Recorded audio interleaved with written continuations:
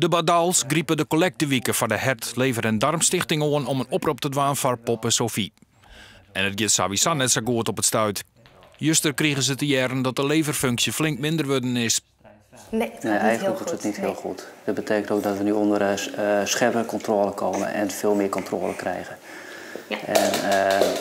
En mocht dat niet helpen, dan is het dus uiteindelijk toch een opname om te zorgen dat ze toch aan nodige voedingsstoffen en vitamines en medicijnen kan binnenkrijgen. Tot het moment dat we uiteindelijk geholpen kunnen worden. Ja, want het grootste verlet is natuurlijk een donorlever. Ja, Sophie is geboren met een aangeboren afwijking. Ze heeft geen galwegen, waardoor eigenlijk de gal de lever niet uit kan en ze zichzelf eigenlijk heel langzaam aan het vergiftigen is. Ze wordt dus eigenlijk heel langzaam zieker. Stuk voor stuk zullen allemaal functies uit gaan vallen met alle gevolgen van dien. En op het moment dat er niet op tijd een donor is voor haar, dan weten we eigenlijk niet wat er gaat gebeuren. Nee, dan wordt het ons heel moeilijk worden. Dat weten we wel, maar daar willen we niet naar uitkijken. Ja. De toekomst is onwis voor het jonge gezin in de Ljouwerternijbouwwijk tegen. Ook al omdat zij haar baan kwijtrekken is toch alle tastan. En dat hij als werkziekende in deze situatie net makkelijk onder een baan komt.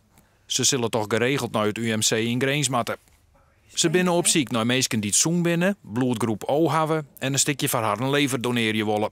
Die kunnen haar melden op www.donorvoorsophie.wordpress.com.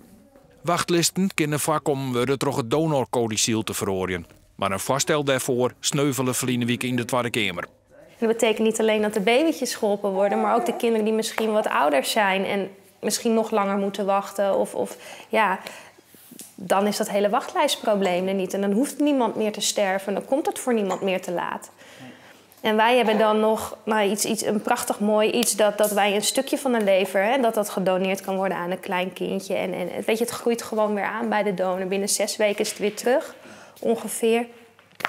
Ik ga me niet helemaal in die medische kant storten, maar wij hebben dan die mogelijkheid nog. Dus dat is wat wij nu met beide handen aangrijpen. Want van een wachtlijst afhankelijk zijn, dat maakt ons leven als een Russische roulette.